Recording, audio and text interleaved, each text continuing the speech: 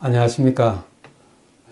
오늘은 우리 복음조화 93번 수전절에 대해서 말씀을 좀 드리겠습니다. 이 말씀은 요한복음 10장 22절에서 42절까지 나오는 말씀인데, 먼저 요한복음 10장 41절과 42절에 있는 말씀입니다. 많은 사람이 왔다가 말하되 요한은 아무 표적도 행하지 아니하였으나 요한이 이 사람을 가리켜 말한 것은 다 참이라 하더라. 그리하여 거기서 많은 사람이 예수를 믿으니라. 이 말씀의 배경을 한번 좀 살펴보면은 여기에 요한복음 오늘 시작하는 10장 22절에서 24절에 이런 말씀이 있습니다. 예루살렘의 수전절이 이르니 때는 겨울이라. 예수께서 성전 안 솔로몬 행각에서 거니시니 유대인들이 애워싸고 이르되 당신이 언제까지나 우리 마음을 우혹하게 하려 하나이까? 그리스도이면 밝히 말씀하소서. 여기에 수전절이란 말이 나오고 있습니다. 이 수전절이라는 말은 구약 성경에 나오지 않습니다. 그런데 예수님 당시에는 유대인들이 이 수전절을 지키고 있었는데, 도대체 이 수전절이 어디에서 생겨났는지 우리 오늘 그 배경도 한번 살펴보고, 또 솔로몬 행각은 또 어떻게 된 것인지를 한번 생각해 보도록 하겠습니다. 여기에 그림을 여기에 보시면은 왼편에 이 솔로몬 행각이 나오는데, 이것은 솔로몬 성전 때 있었던 건물 중에 그 바벨론에서 솔로몬 성전이 나중에 완전히 파괴되었을 때 그 중에 일부가 남은 것을 나중에 헤롯이 이 성전을 재건하는 과정 가운데서 이 솔로몬 행각을 거기에 다시 재건했다고 그렇게 말하고 있습니다. 그래서 오늘 여기에서 예수님이 솔로몬 행각에 나타나셨다 하는 그 행각이 바로 이것입니다. 그 다음에 오른편 그 그림을 보시면은 거기 왼쪽에는 한 사람이 손에 칼을 들고 있고, 그 다음에 그 오른편에는 제사장이 있고, 가운데 촛불을 켜고 있는 이것을 수전절의 모든 것을 갖다가 한마디로 표현하는 하나의 그림이 되는 것입니다. 이게 도대체 어떻게 생겨난 것인지 한번 살펴보도록 하겠습니다. 먼저 이 수전절을 우리가 알기 위해서는 이스라엘 성전의 역사를 먼저 알아야 됩니다.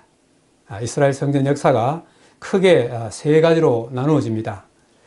제일 먼저 성전 지은 것이 뭐냐면은 다윗의 아들 솔로몬 왕이 지은 성전인데, 기원전 약 980년 경에 지어진 것으로서 흔히 우리가 이것을 솔로몬 성전이라 그렇게 이야기하고 있고, 열왕기상 6장에 그 기사가 나와 있습니다. 이때로부터 400년 후, 그러니까 바벨론에 의해서 솔로몬 성전이 파괴되고 난 다음 한 400년 후에 이 바벨론과 그 다음에 페르시아 등지에 이 포로로 잡혀가 있던 유대인들이 본국으로 귀환하게 되는 그런 명령을 고레스 왕이 지시합니다. 그때에 이 스룹바벨이 이 예루살렘으로 와서 이 성전을 갖다가 재건하기 시작합니다. 이 내용이 에스라서에 기록되어 있어요. 이것은 솔로몬 성전 때로부터 약 한 400년 후에 이 스룹바벨이 허물어진 그 성전을 다시 짓게 되는데, 그걸 흔히 일컬어서 스룹바벨 성전이라 그러고, 솔로몬 성전을 제1성전, 스룹바벨 성전을 제2성전이라고 그렇게 이야기합니다. 이 스룹바벨 성전도 나중에 북쪽에 있던 이 셀루쿠스 왕조에 의해서 또 파괴가 또 됩니다.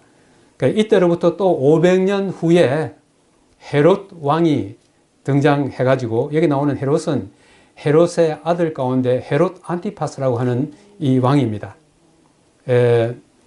이 헤롯이 여기 헤롯 안티파스보다 우리가 알고 있는 그 헤롯인데 이 헤롯이 성전을 갖다가 지으면서 이 상당히 긴 시간 동안에 이 성전을 갖다가 지었어요.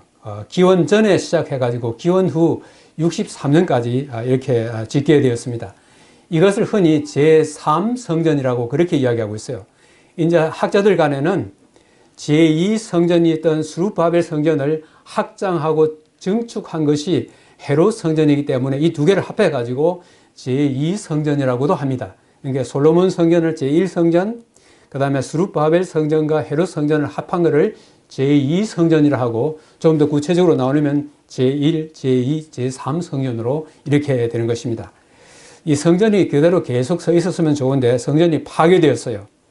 제1성전 솔로몬 성전은 바벨론에 의해서 파괴되었고 제2성전 이 스룹바벨 성전은 이 안티오쿠스 에피파네스에 의해서 또 역시 파괴되었다기보다도 성전 자체가 아주 완전히 허물어지고 아주 더럽혀진 그런 사건이 일어났습니다. 그 다음에 헤롯 왕이 긴 시간 동안에 성전 재건하여 예수님 당시에 세웠던 그 유명한 헤롯 성전도 로마에 의해서 기원 70년에 역시 망하게 되었습니다.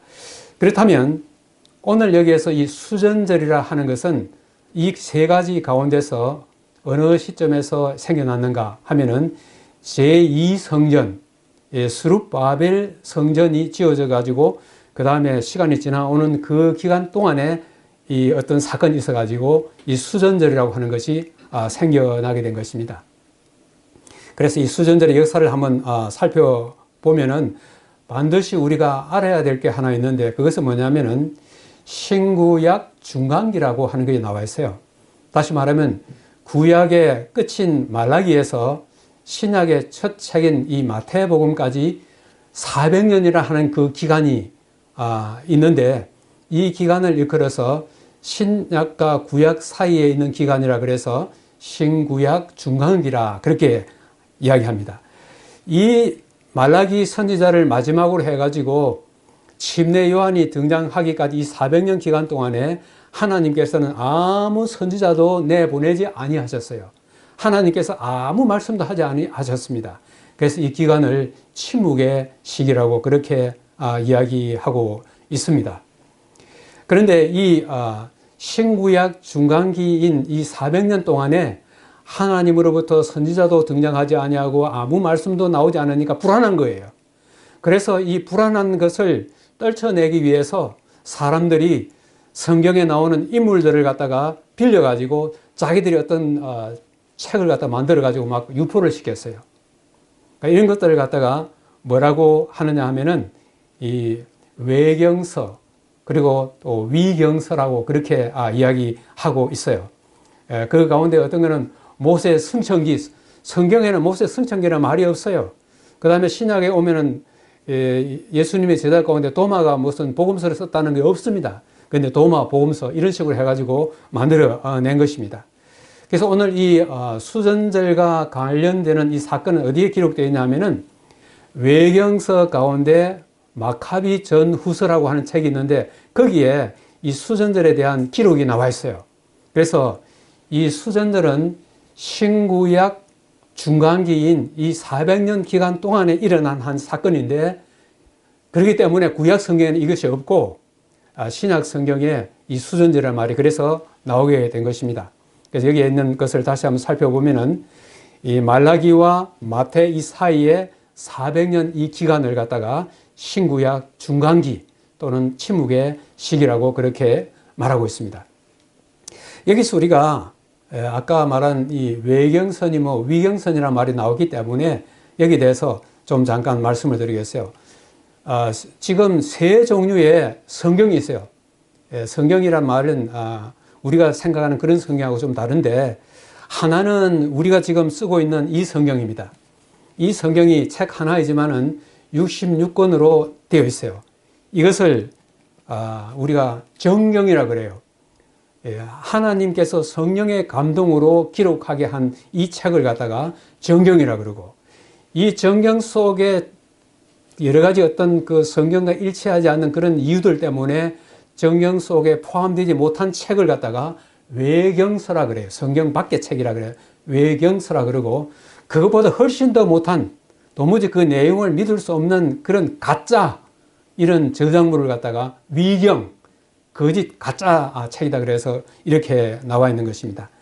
이것들은 하나님의 성령의 감동으로 된 것이 아니라 사람들이 자기 마음대로 만들어낸 그런 책입니다. 여기서 이제 수전들이 어떻게 생겨났는지 잠깐 말씀을 드리겠습니다. 우리가 세계 역사를 보면은 이 바벨론 제국 다음에 그 다음에 이 페르시아 제국이 있고, 페르시아 제국 다음에 그리스 제국 혹은 헬라 제국이 나와요. 그 헬라 제국의 유명한 사람이 누구냐면 알렉산더 대왕입니다. 근데 이 알렉산더 대왕, 지금 이 이야기들은 성경에 다 나오고 있어요. 근데 이 알렉산더 대왕이 죽고 나자마자 알렉산더 대왕으로 대표되었던 이 수염수에 뾰쩍 나왔던 그 뿔이 탁 꺾이면서 네 갈래로 이렇게 나눠져요. 이 성경 예언처럼 알렉산더가 죽고 난 다음에 그 알렉산더 밑에 있던 네 장수가 있었는데, 이 헬라 제국이 나중에 이 네 장수에 의해서 4등분 되어버려요. 4등분 되는데, 그 중에서 아주 이 남과 북으로 나누어진 두 나라가 아주 강세를 보인 그런 나라였습니다. 그래서 남쪽은 이 이집트, 성경의 애굽을 중심으로 하는 이 프톨레미 왕조가 있고, 북쪽에는 시리아를 중심으로 하는 셀루쿠스라고 하는 왕조가 있었어요. 이 두 왕조 사이에 누가 끼어 있었냐 하면은 유대 나라가 끼어 있었어요. 그래서 이 두 나라 전쟁을 서로 이렇게 상대방을 서로 제압해가지고 이렇게 영토를 확장하려고 이렇게 했을 때, 그 와중에서 늘 고통받는 나라가 누구냐면 그 가운데 끼어 있는 바로 이 유대 나라였어요. 이것은 마치 우리가 일본 그 36년 우리가 식민지 그 사이에 있을 때 일본과 이쪽에 있는 중국 혹은 러시아 사이에서 우리나라가 끼어가지고 어려움을 당했던 그하고 아주 비슷한 것입니다. 그런데 처음에는 남쪽에 있는 이 프톨레미 왕조의 지배를 받았을 때는 그들이 아주 이 종교의 자유를 갖다가 유대인들을 가지기도 했고, 그 다음에 이 유대 나라에는 왕이 없었기 때문에 대제사장이 이 왕의 역할을 하던 그런 때였어요. 그런데 이게 이제 또 역사가 바뀌어가지고 북쪽에 있는 이 셀루쿠스 왕조가 유대 나라를 지배하게 돼가지고, 이 왕조 가운데서도 이 안티오쿠스 에피파네스 4세라고 하는 이 왕은 아주 이 유대 나라에 대해서 아주 잔인하게 이 정치를 했어요. 그래가지고는 여기에 나오는 것처럼 기원전 167년에 유대 나라가 가장 소중하게 여기는 이 성전 제사도 폐지하게 하고, 그 다음에 이 성전 제단에다가 이 제우스 신상을 갖다가 거기다가 만든 것입니다. 그 다음 이스라엘 백성들이 유대 나라 백성들이 자녀가 나면 8일 만에 할례하는 그 예식도 못하게 하고, 안식일도 지키지 못하게 하고. 근데 거기에 더 아주 정말 유대인들에게 모욕을 가져다 준 것은 무엇이냐면은, 이 하나님께 거룩한 제사를 드린 이 제단 위에다가 유대인들이 가장 가증하게 여기는, 가장 싫어하는 돼지를 거기에다가 이렇게 제사를 드리게 된 것입니다. 그렇기 때문에 이 유대인들은 완전히 이 성전도 더럽혀졌을 뿐만 아니라 그들의 신앙을 갖다 완전히 짓밟는 이것 때문에 아주 굉장한 어려움을 겪게 되었어요. 지금 여러분 여기 그림에 보시는 것처럼 요 오른편에 이 제사장이 있고, 왼편에 그 손에 이 검을 들고 있는 사람이 있고, 그 가운데 이 촛불 등대가 켜져 있는 이 세 가지가 수전절이 어떤 것인가를 설명해 주는 하나의 중요한 하나의 그림이 되겠습니다. 이런 이 상황이 벌어지자 이 유대 지방의 모데인이라고 하는 곳에 제사장이었던 마따디아라고 하는 제사장이 있었어요. 너무 이것을 볼 때 격분을 해가지고 이 안티오쿠스 에피파네스 이 군대를 갖다가 침략을 했어요. 그래서 이기고 치고 이렇게 하다가 이 제사장의 셋째 아들 유다 마카비라고 하는 아들이 있었어요. 이 아들이 아주 게릴라전에 아주 능해가지고 마침내 3년간 전쟁을 갖다가 하면서 이 북쪽에 있던 이 안티오쿠스 에피파네스를 완전히 물리쳤어요. 물리치고 난 다음에 그때에 거기에 더럽혀진 그 성전을 갖다 다시 복구하고 다시 회복시켜가지고 하나님의 성전을 다시 봉헌하는, 헌당하는 그런 식이 뭐냐면 그걸 갖다가 수전절이라고 하게 된 것입니다. 그래서 그때부터 시작된 수전절이 예수님 당시에도 유대인들이 이것을 갖다가 지키고 있었어요. 그래서 오늘 읽은 말씀 가운데 수전절이라는 말이 나오는데 구약 성경에 없는 이유는 이 수전절이라고 하는 이 사건이 구약 시대에 없었기 때문에 그래서 신구약 중간기에 있었던 이 수전절이라고 하는 그 내용이 예수님 당시에 있었던 것입니다. 그래서 이것을 요약하면은 유대를 지배한 두 왕조가 남북으로 있어가지고 남쪽은 프톨레미 왕조고 북쪽은 셀루쿠스 왕조가 있었는데 이때에 이 제사장 마따디아의 셋째 아들 유다 마카비가 혁명을 일으켜가지고 마침내 이 북쪽의 셀루쿠스 이 왕을 갖다가 완전히 몰아내고 성전을 회복하게 됐어요. 그래서 기원전 167년에서 시작해가지고 164전 3년의 이런 전쟁 끝에 마침내 이 성전을 갖다가 회복하게 된 것입니다. 이게 이 수전절의 그 유래가 되겠습니다. 이때 솔로몬 행각에 나타나신 예수님에게 유대인들이 와서 이런 질문을 갖다가 하게 되는 것입니다. 자, 이거 한번 읽어볼까요? 유대인들이 시작. 유대인들이 애워싸고 이르되 당신이 언제까지나 우리 마음을 의혹하게 하려 하나이까? 그리스도면 밝히 말씀하소서. 여기에 유대인들이라고 그렇게 표현했습니다. 그 다음에 이 성경 오늘 읽은 말씀 가운데 제일 끝에 40절과 41절에 가면은 많은 사람들이 예수님께 나와서 마침내 예수님을 믿었다고 그렇게 말하고 있어요. 그렇기 때문에 여기 나오는 유대인들하고 많은 사람들하고는 구분되는 것을 볼 수 있습니다. 그렇기 때문에 여기 나오는 유대인들은 그저 일반적인 유대인들이 아니라 유대인들의 종교 지도자들을 여기에 이야기를 하고 있습니다. 그 중에 특별히 바리새인들을 우리가 여기서 볼 수가 있겠죠. 유대인들이 애워싸고 하는 이 말은 그들이 그저 예수님께 와서 고분고분해서 이런 질문하는 것이 아니라 애워싼다는 말은 뭐예요? 상당히 위협적인 것입니다. 그러면 여기에 이제 이르되라고 하는 말을 빨간 글로 이렇게 해놨는데 이것은 그저 한번 그저 이르되란 말이 아니라 이 사람 저 사람이 막 와가지고 계속 무슨 말을 하냐면 당신이 그리스도냐고 우리한테 좀 말을 갖다가 밝히 좀 말해달라고 이렇게 이야기하는 것입니다. 그래서 유대인들이 애워싸고 하는 이 말은 예수님이 그리스도냐, 이거 다른 말로 하면 메시아라는 말이죠. 당신이 메시아냐 했을 때에 그 답에 따라 가지고 예수님을 갖다가 함정에 빠뜨려 가지고 죽이려고 하는 그런 의도가 이 말 속에 표현되어 있어요. 그래서 유대인들이 애워싸고 이르되 계속적으로 와서 막 이렇게 이야기하는 것이 뭐냐면은 당신이 메시아냐 아니냐 이런 질문을 갖다가 하면서 여차하면은 꼬투리를 잡아가지고 예수님을 함정에 빠뜨려서 예수님을 죽음으로 몰아가려고 하는 것을 여기서 볼 수가 있습니다. 여기에 대해서 예수님이 이렇게 답변을 합니다.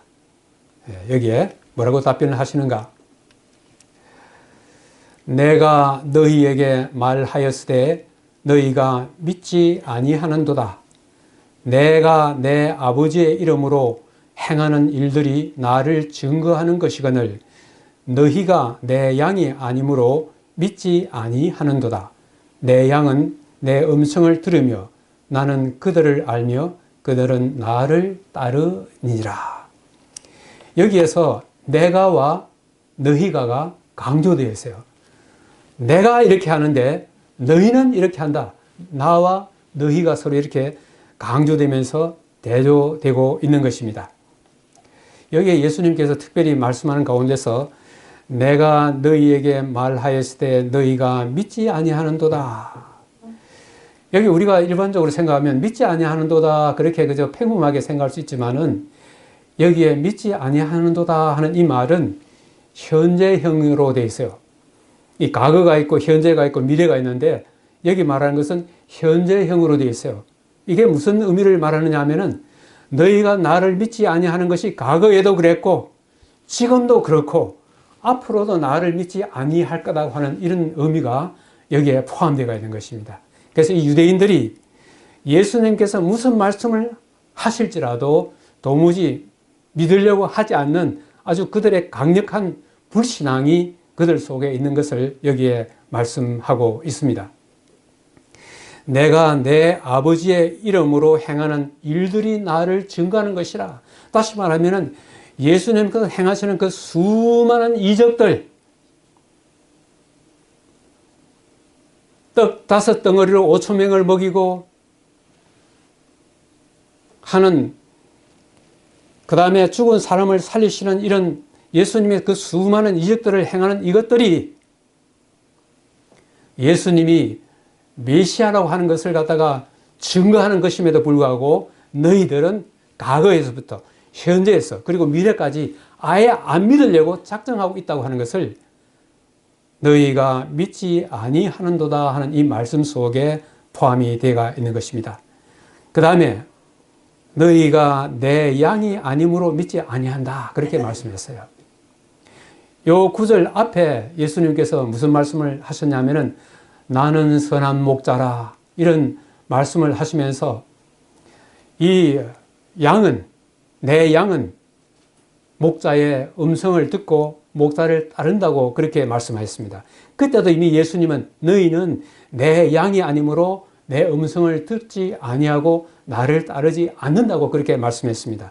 오늘 여기에서 너희가 여기 강조된 게 뭐냐면 너희가 이 말이에요. 너희가 내 양이 아니므로 믿지 아니하는도다. 단순히 지금 보고 믿지 아니하는도다가 아니라 예수님 오신 그때로부터 벌써 한 2년의 시간이 흐르고 예수님에 대한 소문과 예수님이 행하시는 그 수많은 이적을 직접 목격하고도 믿지 아니했고 지금도 안 믿고 앞으로도 안 믿을 것을 예수님은 아시고 너희가 내 양이 아니라고 예수님께서 여기에서 말씀하고 있는 것입니다.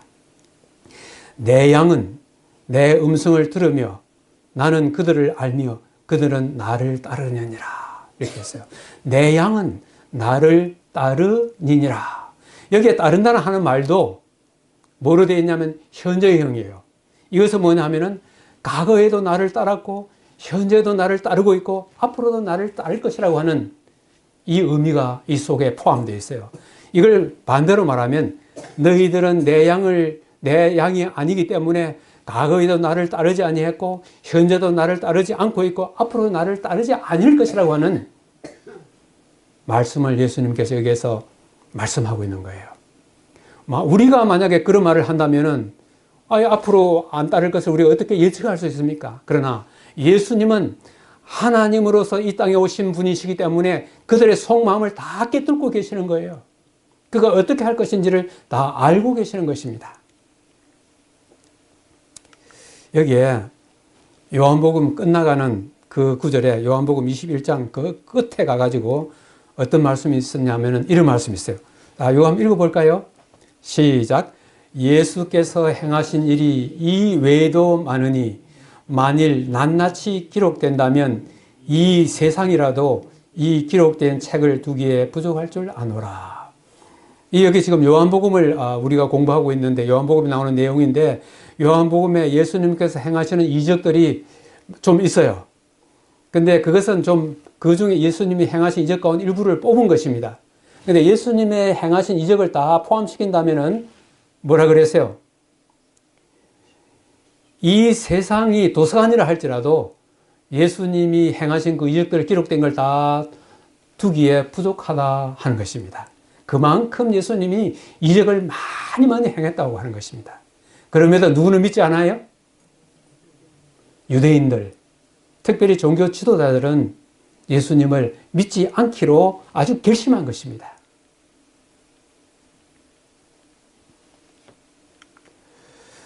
오늘 이 말씀 가운데서 아주 중요한 말씀은 이것이라고 생각합니다. 내가, 여기도 강조되어 있어요. 내가 그들에게, 나를 따르는 내 양들, 내가 그들에게 영생을 주노니 영원히 멸망하지 아니할 것이요 또 그들을 내 손에서 빼앗을 자가 없느니라. 그들을 주신 내 아버지는 만물보다 크심에 아무도 아버지 손에서 빼앗을 수 없느니라. 오늘 예수님께서 이렇게 말씀하고 있습니다. 나를 따르는 자, 과거에도 나를 따랐고 현재도 나를 따르고 있고 앞으로도 나를 따를 자, 그들에게 예수님께 한 가지 약속을 하고 계시는 것입니다. 내가 그들에게 무엇을 준다고 그랬어요? 영생을 준다고 하는 것입니다. 이것보다도 선한 목자 되시는 예수 그리스도를 따르는 사람들에게 이것보다 더 귀한 약속은, 선물은 없는 것입니다. 영생. 여기에 준다 하는 이 말도 오늘 이 말이 계속 나오고 있어요. 이 준다 하는 이 말도 현재형이에요. 예수님은 과거에도 나를 따르는 자들에게 영생을 주시고 현재도 주시고 앞으로도 뭐예요? 주신다고 하는 거예요. 자, 여러분에게 한 가지 질문을 던지겠습니다. 나는 지금 영생을 소유하고 있다. 나는 예수님을 따르고 있는 양이기 때문에 나는 이 영생을 지금 소유하고 있다. 맞아요? 네. 틀림없는 진리입니다. 특히 요한복음 5장 24절에는 내 말을 듣고 또 나 보내신 이를 믿는 자는 영생을 얻었고 되어 있는데 원래 원문에는 영생을 현재 소유하고 있고예요. 우리가 물론 예수님을 믿다가 나중에 어떻게 됩니까? 뭐 90세 살다가 혹시 100세 살다가 나중에 어떻게 돼요? 영생을 우리가 지금 얻는 거 아니지 않습니까? 그렇지만 우리는 뭘 통해서 영생을 우리가 약속받고 있어요? 부활을 통해서요. 부활을 통해서. 그런데 오늘 예수님께서 여기에 말씀하시는 영생을 주신다 하는 이 말씀은 보증수표예요. 보증수표는 나중에 현금을 찾을 수 있습니까? 예, 보증수표 있는 그거 나중에 현금으로 돌아오는 거예요. 그러니까 요즘에는 보증수표라도 뭐가 있어요? 예, 수표가 만약에 나중에 그걸 뭐라 그랬죠? 잘못돼가지고, 예, 수표가 잘못돼가지고, 예, 부도나는 거. 여기에는 부도날 이유가 없어요. 부도가 결코 여기에 이제 영원히 멸망치 아니할 것이요. 여기에 영원이라는 말이 결단코 하는 말입니다. 이 부정을 이중으로 해가지고 절대로 한 말이에요. 뭐냐? 이는 보증수표예요. 예수님께서 우리에게 주시는 이 영생은 보증수표예요. 이 보증수표를 누가 빼앗아갑니까? 이거 뭐라 그랬어요? 그들을 내 손에서 빼앗을 자가 없다. 그 다음 밑에도 뭡니까? 내 아버지는 만물보다 크심에 아무도 아버지 손에서 빼앗을 수 없다. 보증수표를 누가 가지고 계셔요? 하나님께서 가지고 계시고 그 보증수표를 갖다 우리에게 주신 거예요. 보증하신 겁니다. 내가 그들에게 영생을 주노니, 오늘 예수님께서 나를 따르는 자들에게 주시는 가장 큰 선물이 뭐냐면은 바로 이 영생인데, 이 영생은 지금 오늘 이 순간에도 우리가 뭐 하고 있는 거예요? 소유하고 있는 거예요. 무엇으로서 소유하고 있는 것입니까?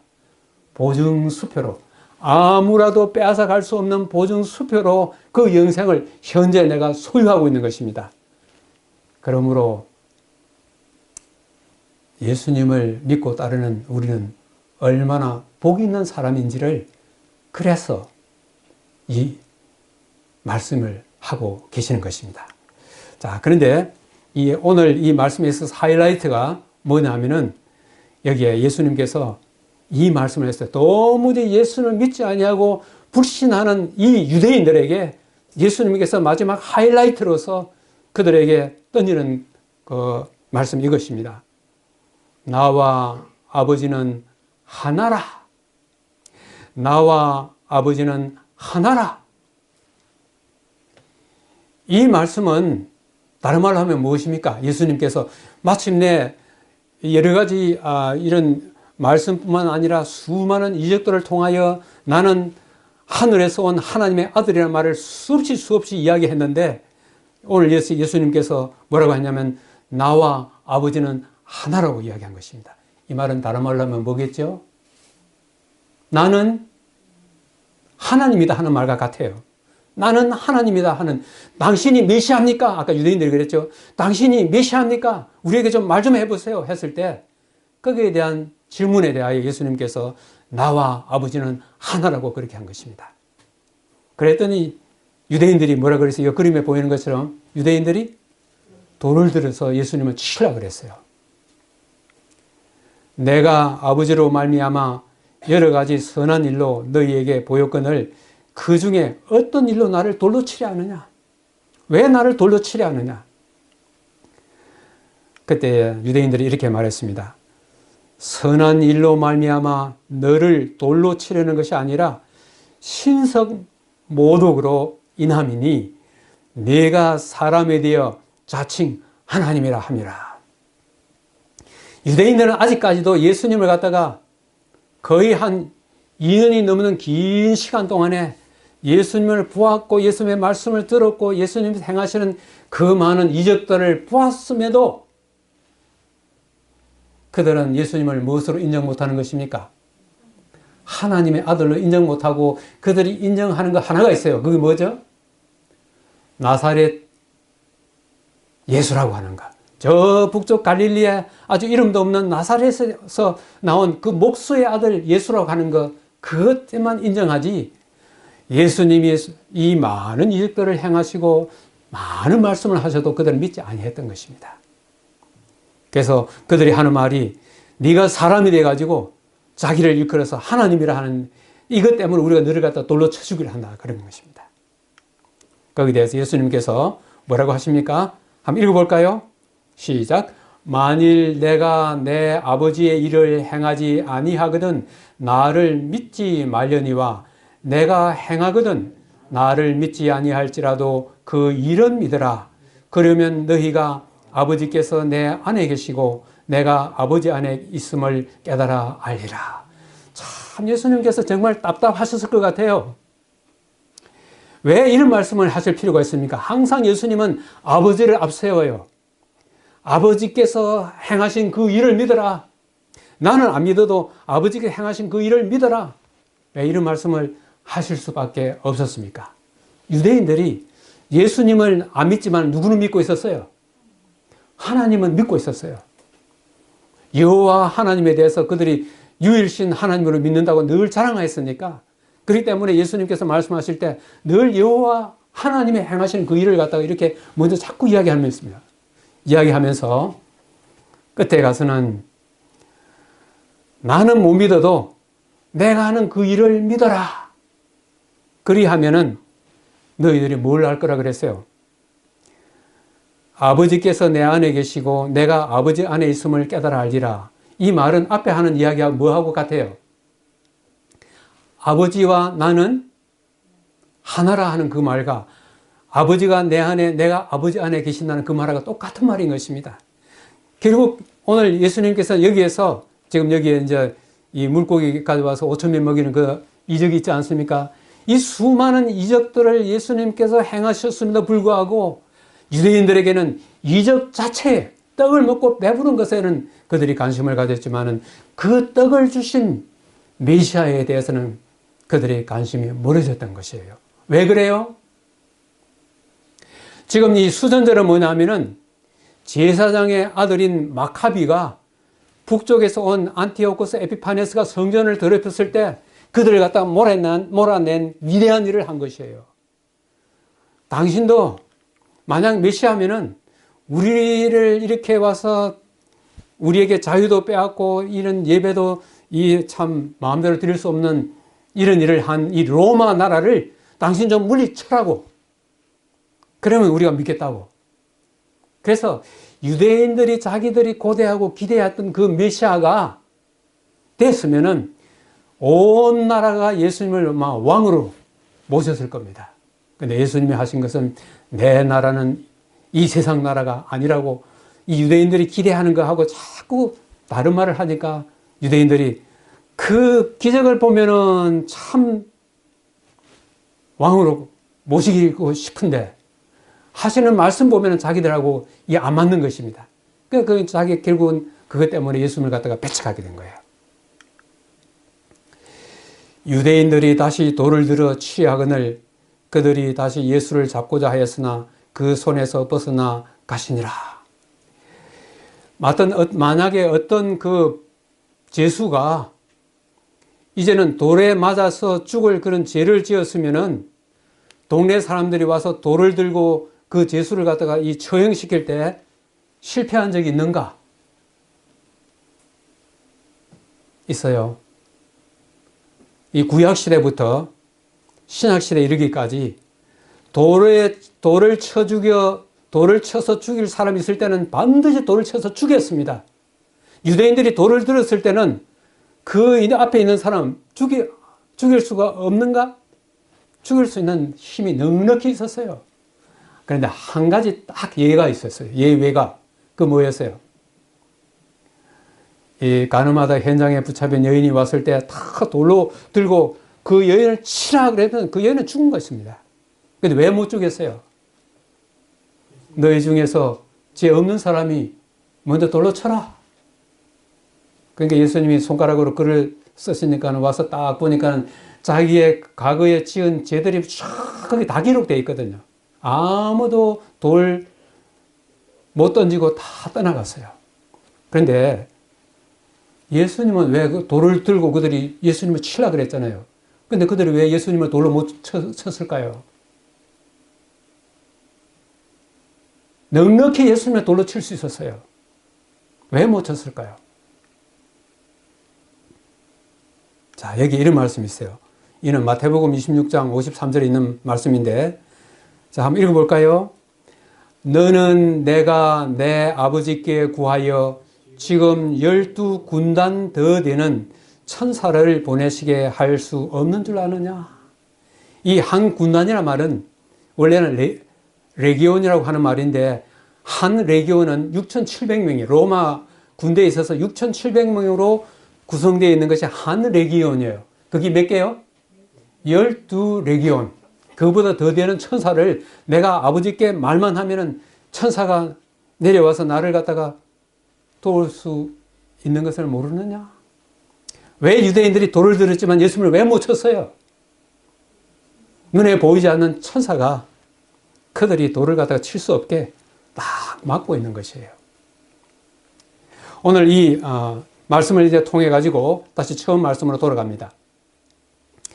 많은 사람이 왔다가 말하되, 아까는 그 유대인들이 예수께 와가지고 당신이 메시아인지 아닌지 말해보라고 에워싸가지고 막 욱박지르듯이 이렇게 막 했는데, 이 일이 있고 난 다음에 많은 사람이 왔다가 말하되 요한은 아무 표적도 행하지 아니하였으나 요한이 이 사람을 가리켜 말한 것은 다 참이라 하더라. 그리하여 거기서 많은 사람이 예수를 믿었더라. 그 말이 있어요. 유대인들은 특히 종교 지도자들을 포함한 이 유대인들, 많은 유대인들이 예수님을 갖다 배척했지만은 거기에 온 많은 사람들이 그들이 하는 고백, 신앙 고백이 이것입니다. 요한은 표적을 한 번도 행하지 않았지만은 요한이 가르쳐 말한 이 사람이, 많은 표적을 한 이 사람이 말한 것 참이라. 그들은 예수 그리스도가 메시아인 것을 갖다가 받아들이고 믿었다고 하는 사실입니다. 우리는 오늘 이 사건을 통해 가지고, 이 수전절 사건을 통해 가지고 우리가 어떤 교훈을 배울 수 있는지 한번 살펴보도록 하겠습니다. 첫째, 왜 유대인들은 그 많은 이적들을 보고도 예수님을 믿지 못했을까? 여러분, 답이 뭐라고 생각하십니까? 답은 두 번째예요. 자기 입맛에 맞는 신앙을 하면 어찌 될까? 유대인들은 하나님을 믿되 예수님을 바라보았을 때 뭘 기대하고 예수님을 바라본 것입니까? 자기 입맛에 맞는 것을 갖다가 예수님에게 구한 것입니다. 자기 입맛에 맞는 게 뭐였어요? 이 당시에 유대인들에게 있어서는 로마의 압제로부터 해방되고 이 유대 나라를 갖다가 세계 1등 국가가 되는 이런 하나의 기대를 갖고 있었고, 그런 메시아를 그들이 기다리고 있었는데, 여기 지금 자기 눈앞에 있는 메시아는 자기 입맛에 안 맞는 것입니다. 그렇기 때문에 배척해버리고 말았어요. 저는 이 말씀을 이제 마지막 끝내면서 이 성경 말씀이 기억났습니다. 우리 마태복음 7장 21절에서 23절에 있는 말씀, 유대인들이 기억했다면 좋았을 말씀이라고 제가 이렇게 했어요. 유대인들 뿐만 아니라 오늘날 예수님을 믿는다고 말하는 모든 사람들이 기억했으면 좋을 말씀인 것입니다. 여기에 뭐라고 그랬어요? 나더러 주여 주여 하는 자마다 다 천국에 들어갈 것이 아니요 다만 하늘에 계신 내 아버지의 뜻대로 행하는 자라야 들어가리라. 그날에 많은 사람이 나더러 이르되 주여 주여 우리가 주의 이름으로 선지자 노릇하며 주의 이름으로 귀신을 쫓아내며 주의 이름으로 많은 권능을 행하지 아니하였나이까 하리니, 그때에 내가 그들에게 밝히 말하되 내가 너희를 도무지 알지 못하니 불법을 행하는 자들아 내게서 떠나가라 하리라. 오늘 이 성경 말씀은 우리가 하나님을 믿되, 우리가 예수님을 믿되 뭘 어떻게 믿느냐? 자기 입맛에 맞는, 하나님의 아버지의 뜻에 맞는 신앙이 아니라 자기 입맛에 맞는 신앙을 했을 때 나중에 그 결과는 내가 너희를 도무지 알지 못한다는 이런 슬픈 소리를 우리가 들을 수 있다고 하는 것입니다. 우리는 오늘 이 수전들의 이 사건을 통해 가지고 우리 자신은 비록 여러 가지로 부족하지만은, 우리가 무슨 예수님의 이름으로 귀신 쫓아내는 것도 없고 선지자 노릇하는 것도 없고 이런 거 없지만은, 부족하지만은 그래도 아버지의 뜻을 따라 살려고 애쓰는 우리들이라고 하는 그런 면에서 우리는 큰 위로를 받는 것입니다.